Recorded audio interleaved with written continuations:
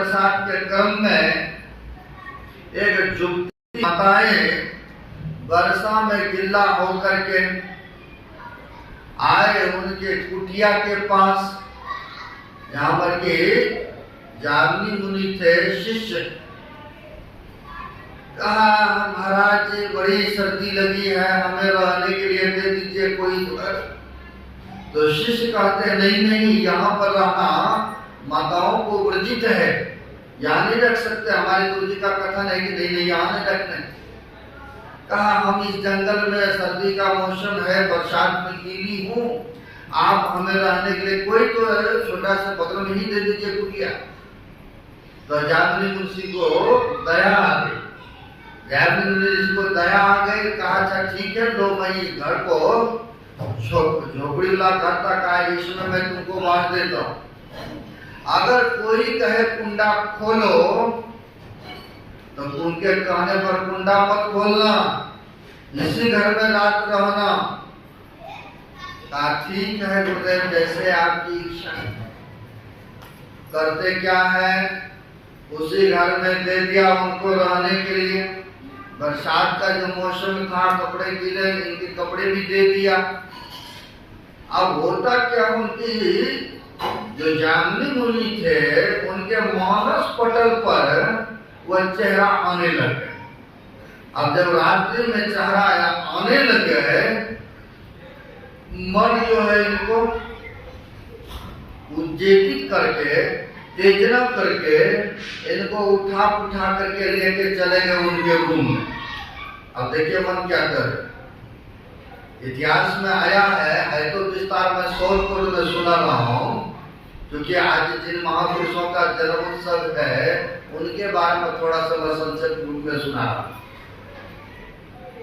अब होता क्या है, जब वह जामनी मुनि आ गए, इनके कुटिया में जो रूप देखे थे, इनके कुटिया में आकर के कुंडा खटखटाने लग गए।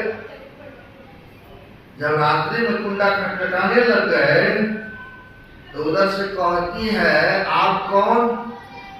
कहा, हम हैं जामनी मुनि। कहा, इस समय रात में हमारे कुटिया में? कहा, कुंडा खोलो। कहा, नहीं, आप ही का कथन था कि कोई भी आए तो कुंडा मत खोलना, मैं नहीं खोलूंगी कुंडा। कहा, मैं ही कहा था और मैं ही कह रहा हूं कि अभी कुंडा खोलो। कहा, नहीं नहीं, मैं नहीं खोल सकती। जब ऐसा कहा नहीं खोल सकती हूं, तब इन्होंने अपना मनोभाव वहां पर रखते। देखिए मन क्या क्या करते, मन तो ही नाच नचावे माया, कहावत में है ना। अब होता क्या है, इन्होंने बाहर से ही अपने मनोभावना को प्रकट करते और कहते हैं कि देखिए, जब से आपके चेहरा को मैंने देखा हो, हमारे मानस पटल पर घूम रहा है और मैं अपना मनोभाव आपके सामने में प्रस्ताव रखता हूं, कोई जोर जबरदस्ती नहीं, प्रेम भाव से। कहा, क्या कहना है आपका? कहा, देखो हम तुमसे चाहते हैं कि विवाह कर लें। जब ऐसा कहा विवाह करना चाहते हैं, तो कहा, नहीं नहीं, हमारे ऐसा रीति नहीं है, मैं विवाह नहीं कर सकती हूँ। कहा, नहीं नहीं, मेरे भावना है, तुम जैसे कहो मैं वैसे करने को तैयार हूँ। कहा, अगर आप ऐसे ही कहते विवाह करना चाहते हैं तो मेरा परंपरा है, मेरा कुल की रीति रिवाज है कि जो शादी करते हैं तो उनको घोड़ा पढ़ना पड़ता है और उस पर सवार होकर के मंदिर तक उसके पीठ पर बैठ करके जाते। अगर आपको हमारे शर्त, हमारे कुल का जो परंपराएं हैं, अगर आप मान लेंगे तो चलिए आपका वचन मैं भी मान लूंगी। अब ये भी जो वेद व्यास जी महाराज का शिष्य जामनी ऋषि सोचा जंगल में कौन देखेंगे, गुरु जी भी तो कहीं कहीं गए हुए हैं, शादी है यही है, चलो कोई बात नहीं है, विवाह हो जाएंगे। सोच विचार करने के बाद कहा अच्छा आपका शर्त हमें मंजूर है, आपका शर्त हाँ मंजूर है। कहा हम अभी कुंडा नहीं खोलोगे, सुबह कुंडा खोलोगे। कहा ठीक है। अब सुबह होते हैं, अब सुबह होने के बाद स्नान किया, फूल माला लिया, लेने के बाद कहा आप घोड़ा बनिए, आपके पीठ पर मैं बैठूं और यहाँ से लेकर के मंदिर तक आप चलिए। जब ऐसा कहा सोचा कि चलो कोई बात नहीं है, घंटा तक लगेगा जाने में। अब वह शिष्य बन गए, घोड़ा बन गया, उसके ऊपर बैठ गई है। अब बैठ करके यहाँ से चले वहां मंदिर तक। जैसे मंदिर गए, अब मंदिर में देखते वेद व्यास जी महाराज पहले से बैठे हुए। अब देखे बैठे हुए हैं। अब जैसे इनको देखते गुरु जी को बैठे हुए, इनकी तो शर्म से आंखें झुक गई नीचा। तो वेद व्यास जी महाराज कहते कहो, मैं जो लिखने के लिए तुमको कह रहा था, विद्वान पंडितों को सबको काम वासना उत्तेजित करता है, तो ये जो घोड़ा बन गया है किस भावना से तुम आए यहाँ पर बताओ। बेचारा तो बड़ी शर्मिंदी तुम कहा हाँ गुरुदेव, आप जो कह रहे थे लिखने के लिए बिल्कुल सत्य वचन था, मैं तो मानने के लिए तैयार तो नहीं थे, लेकिन बात तो सही। तब स्वीकार किया, तब कहा अच्छा कोई ये मेरा ही माया था, कोई यहाँ पर रूप नहीं है, कोई यहाँ विस्मोहनी नहीं है। तुम मान गया, तुमको मनाना था, तुम मान गए, इस बात को स्वीकार करें, अब तो लिखोगे। कहा हाँ गुरुदेव, अब जैसे आप कहेंगे हम वैसे लिखने के लिए तैयार हैं। तो ऐसे वेद व्यास जी महाराज, जो कि 4 वेद है ना, और 6-7 18 पुराण और भी उपनिषद है, ये सबों का रचना कौन? तो वेद व्यास जी महाराज ने किया। क्योंकि जंगलों में रहते थे, ध्यान करते थे, तपस्या करते थे, और ध्यान साधना करने के उपरांत उनके मस्तिष्क में जो स्फुटित हुआ, जो उदित हुआ, तो सोचा कि यह शास्त्र के रूप दिया जाए। अब पहले तो होता क्या था,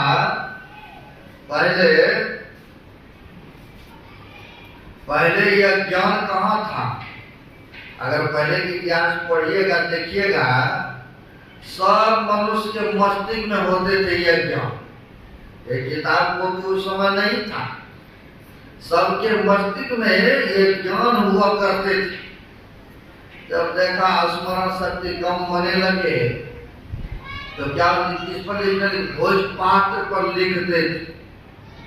भोजपात्र था, पत्ता ही बोलते थे, उस पर लिख करके रखते थे। देखा ये भी कम जाफी नहीं है, और तब जाके कॉपी किताब के रूप में अभी देखिए प्रेजेंट में। लेकिन यह ज्ञान पहले मस्तिष्क में हुआ करते थे। तो ऐसे महापुरुष आज यहीं पर आश्रम में नहीं, सब जगह यह मनाया जा रहा है। पूरे विश्व में बड़ी धूमधाम, बड़ी श्रद्धा के साथ यह गुरु पूर्णिमा महोत्सव बड़ी खुशी के साथ आज का दिन जो महापुरुषों ने अवतार लिया, आखिर दिन का तो महत्व है। और अवतार कैसे लिए ये भी मैं शॉर्ट पर सुना देता हूँ। जो धर्म ग्रंथों को पढ़े होंगे या सत्संग में सुने होंगे उनको तो ज्ञान होगा, लेकिन जो कभी कभी आते हैं, कभी कभी सुनते हैं, उनके लिए पराशर मुनि पहले जंगल में रहते थे। पहले के ऋषि मुनि, जैसे हमारे सदगुरु महाराज देख लीजिए, गंगा के किनारे भागलपुर आश्रम, वो भी जमीन के ऊपर रहे तो रहे, जमीन के सुराख में रहे, जो गुफा है उसके अंदर में रह करके ध्यान साधना किए, अपने आप को जान गए, है ना, तो मैं शरीर में रहने वाला हूँ। जिसने अपने को जान गया तो उसमें परमात्मा छिपा हुआ लुका हुआ नहीं रहते हैं, है ना। तो पहले के संत महापुरुष जंगलों में रहा करते थे, वही पराशर मुनि जंगल में रहते थे। लेकिन आपके जैसे भक्त लोग कोई भी बुलाते थे तो जाना पड़ता था। जैसे हम ही अभी 5 तारीख को गए, कोई डेथ कर गया इमरजेंसी में, बिहारपुराम जाना पड़ा और सत्संग करके लौट के भी आ गया, यानी 5 दिन में लॉकडाउन कर लिए बिहार से यहाँ तक, क्योंकि गुरु पूर्णिमा मनाना था, है ना। तो कई बार इमरजेंसी में जाना पड़ता है, कोई भक्त बुलाते तो उसकी जिज्ञासा को पूरा करने के लिए आना पड़ता है। तो वेद व्यास जी महाराज के जो पिताश्री थे पराशर मुनि, इनको आपके जैसे कोई भक्त लोग भोजन के लिए, है ना, निमंत्रण दिए। निमंत्रण दिए तो निमंत्रण को स्वीकार किए, और स्वीकार किए तो होता क्या है, गंगा के उस पार में रहते थे, और परानी में पुल बन गए। कई बार कुप्पा घाट हम लोग गए, पानी वाला जहाज पर बैठ करके, पानी वाला नाव पर बैठ करके, है ना। नमस्कार हम लोग जाते थे, कई बार यहाँ पर भी पुल नहीं था तो हम लोग नाव चलता तो नाव पर भी जाते थे, है ना। तो होता क्या है, तो आपके जैसे भक्तों ने पुकार किए तो पराशर देव मुनि नाव पर आकर के बैठते। जो मल्लाह होते, खेवट होते, यूं समझिए, खेवट चले गए थे कहीं भोजन करने अपने घर, और उनकी बेटी भी, जिनका नाम था मचगंधा, मचगंधा नाम थे, वो भी नाव को खेवती थी। जैसे नदी के किनारे, गंगा जी के किनारे रहने वाले होते हैं और उनको हेलने के लिए जरूर आए, वैसा क्या हम आपको नहीं आए तो अलग बात। और जो गंगा जी के किनारे है ना, हम कहते हैं वहां के आदमी 90% को आता होगा, 10% कोई नहीं रहते हो। क्योंकि हम सत्संग करने गए तो जब वहां पर पूछे ये गंगा जी में हेल जाओगे, बोला बाबा जी हम तो हेल के इस पार से उस पार हम चले जाते। बोले अच्छा, इतना हिम्मत आप लोगों को, पानी का आता, जो जो काम करते उसमें तो वो हो जाता है ना कुशल, है ना। अब वही खेवट का रूप में पिताजी नहीं थे, तो वही मचगंधा नाव को खेवती थी, और जो भी बैठते थे यात्री उसको पार लगाते थे, और जो भी कुछ उससे मिलता है ना, पैसे मिलता है खेवट को इस पार उस पार करने में।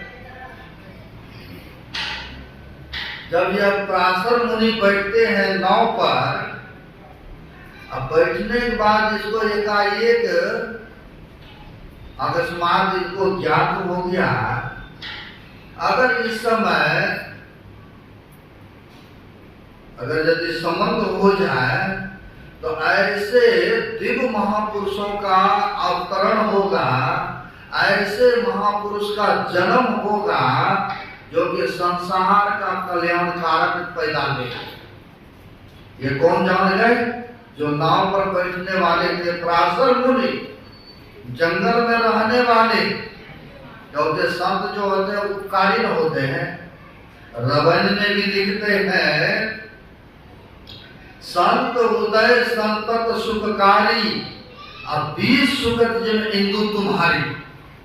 जैसे दिन में सूर्य देवता का उदय होना संसार के कल्याण कारक है कि नहीं? अगर 2-4-10 दिन नहीं उगे सूर्य देवता तो कितनी परेशानी हो जाएगी, हो जाएगी कि नहीं है? तो ये संपूर्ण कल्याण करते हैं। रात में चंद्रमा का उदय होता है तो देखिए ठंडापन होता है ना, शीतलता प्रदान करते हैं ना। लेकिन इनका समय प्रतिबंध है, कितने घंटा में उदय लेना, कितने घंटा में अस्त हो जाना, यानी छिप जाना। लेकिन संत जब अवतार लेते हैं, संसार में आते हैं, तो हर वक्त हर समय चाहते कैसे संसार के लोगों का उद्धार हो जाए, कैसे कल्याण हो जाए, कैसे यह सन्मार्ग में चले। वो हर वक्त वही सोचते रहते, हर वक्त यही शुभ चिंतन में लगे रहते, हर वक्त वह मार्ग पर दिखाते रहते, है ना। अब होता क्या है, पराशर मुनि तो जान गए, अब नाव पर बैठे, और नाव को कैप्टी कौन है, मचगंधा नाम के एक माता। अब इन्होंने सोचा यह समय को गंवाना नहीं चाहिए। देखिए संत महापुरुष दृष्टिपात भी अगर कर देंगे ना, उससे भी जो चाहेंगे वो हो जाता है ना। शरीर संबंधी की कोई आवश्यकता नहीं है। अब होता क्या है, पराशर मुनि ने अपने भाव को प्रकट करते, वहां पर कहते हैं कैसे से बात है। अब यह भी सोचती है, मैं तो कहा मछली मारने वाला शरीर से हमें दुर्गंध दे रहा है, या आप कहा इतने बड़े पहुंचे महापुरुष जो कि भूत भविष्य वर्तमान के बातों को जानने वाले, आप देखने वाले। महाराज हमारे साथ इस तरह से, हम तो एक मल्लाह की बेटी, यो समझिए कि हमारे शरीर से दुर्गंध दे रहा है, आप कहाँ इतने बड़े पहुंचे हुए महापुरुष हैं, कहा आप इसका चिंता मत करो। देखिए संत महापुरुष कहे इसका चिंता मत करो, तुम सक्षम हो। अब ये भी मचगंधा कहती है, अगर हमारे इस तरह से करने से, स्वीकार करने से कोई दिव्य महापुरुष का अवतरण होने वाला हो, संसार का कल्याण करने वाला हो, इसमें क्या आपत्तिजनक है। कहा तुम सक्षम हो तो कोई बात नहीं, सब ठीक हो जाए। अब यह अपने शक्ति से पराशर मुनि ने जो शरीर से मछली का दुर्गंध आ रहा था उसे सुगंध होने लगा, आशीर्वाद दिए, सुगंधित कर दिए।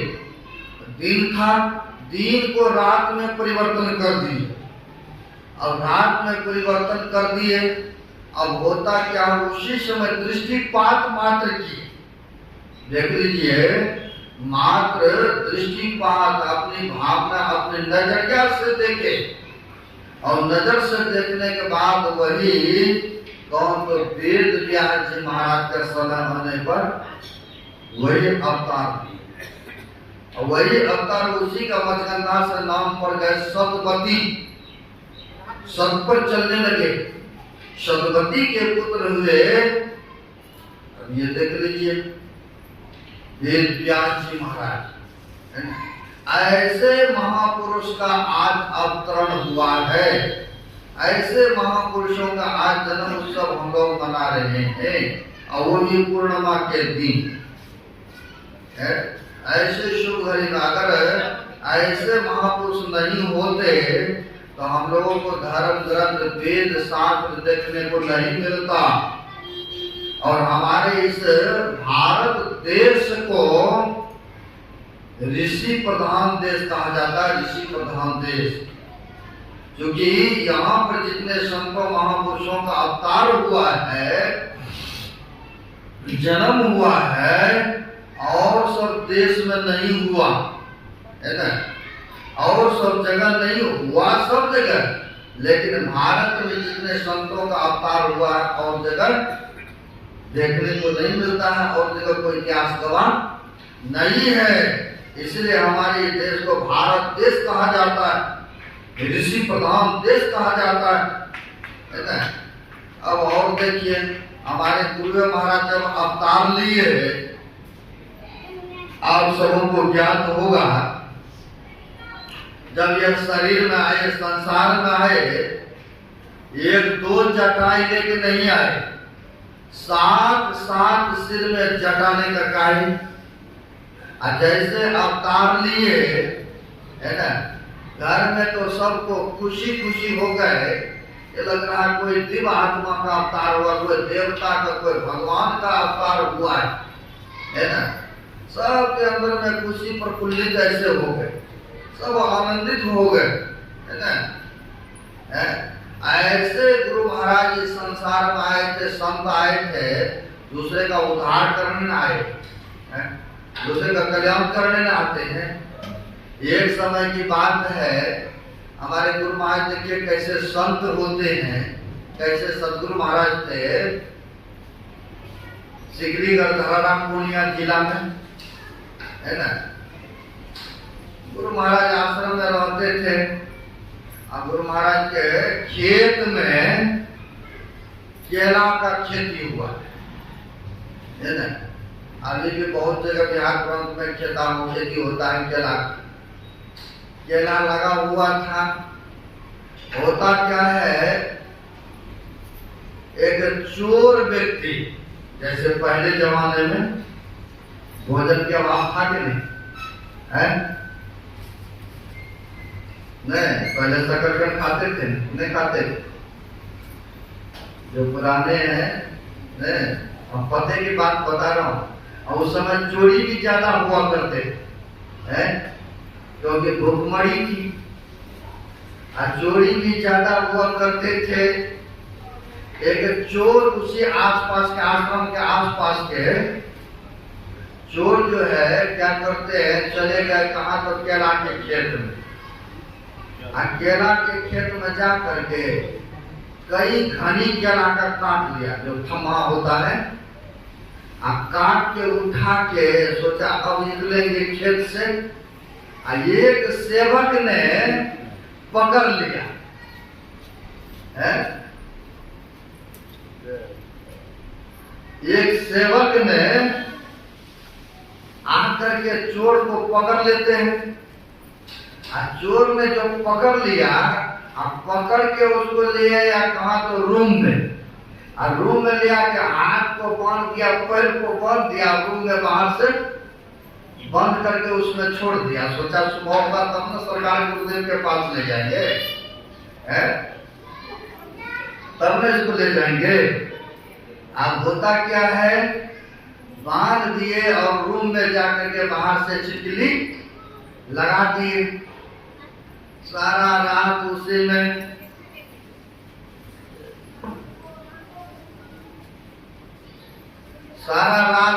में रूम में उसको छोड़ दिए। अब होता क्या है, सुबह हुआ और सुबह होने के बाद गुरु महाराज से जाकर के सेवक कहते हैं, गुरुदेव रात में मैंने चोर को पकड़ा। अब जो सजा देंगे, जो भी दंड देंगे, तो जब बैठे हैं गुरुदेव तो गुरु महाराज न देंगे। अब गुरु महाराज से जाके कहते, गुरुदेव मैंने चोर को रात में पकड़ा हूँ, केला की घनी को काटते हुए, और उसको मैंने रूम में जाकर के बंद करके रखा हूँ। जब ऐसा कहा तो कहा, अच्छा तुमने ऐसे करके बांध के रखा हो? हाँ गुरुदेव मैंने बांध के रखा हूँ। कहा अच्छा उसको लाओ यहाँ।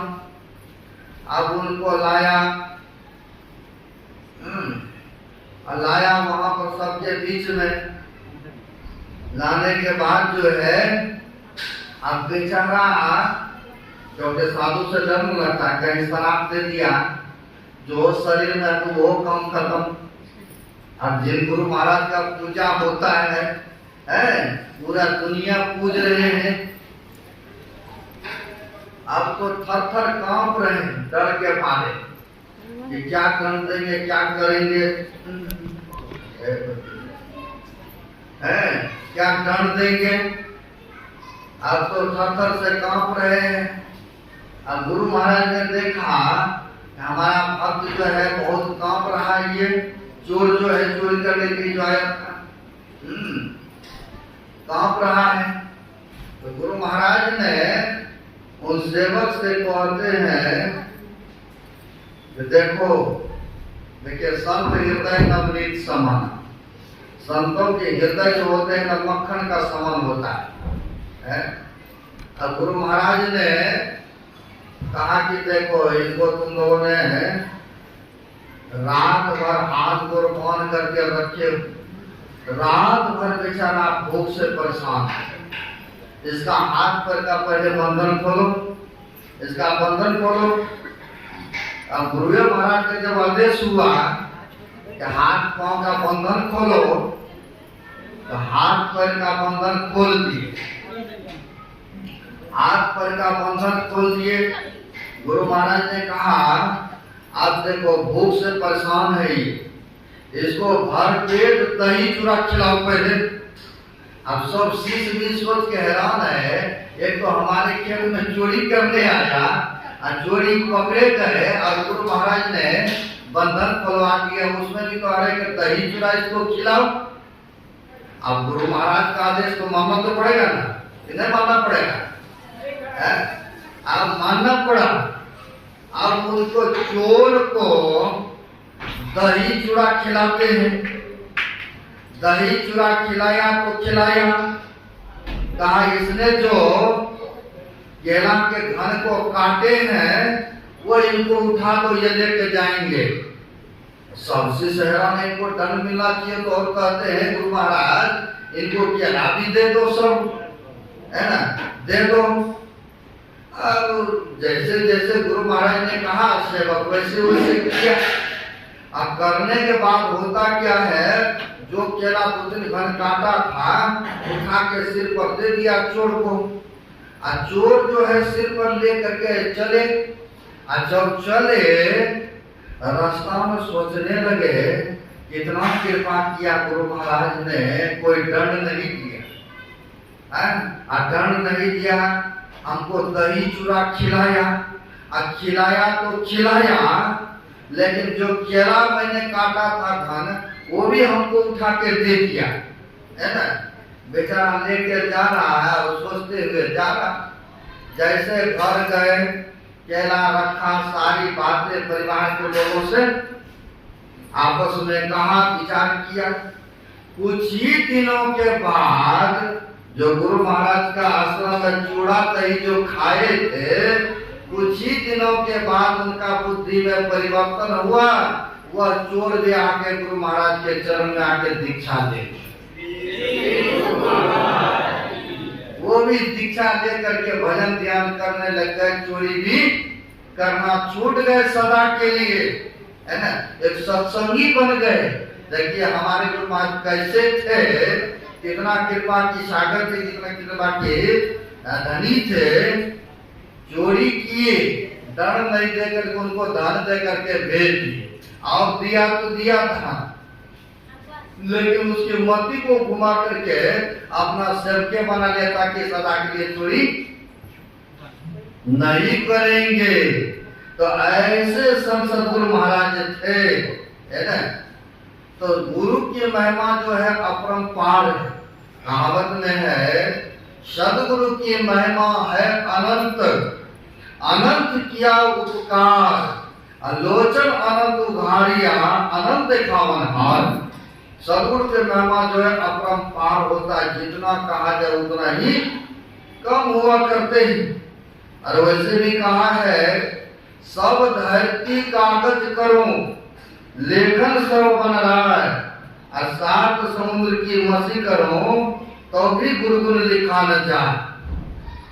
चाहे सब समुद्रों को स्याही बना लीजिए, और जितने जंगल है सबको लिखने बना लीजिए, और चाहेंगे कि गुरु का गुण हम लिख दें, बखान कर दें, तो संभवता नहीं है ना।